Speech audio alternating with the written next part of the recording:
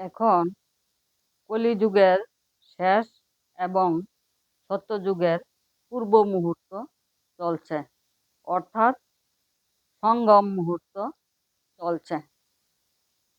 এখন ভগবানকে সাথী বানিয়ে নিলেই মঙ্গল।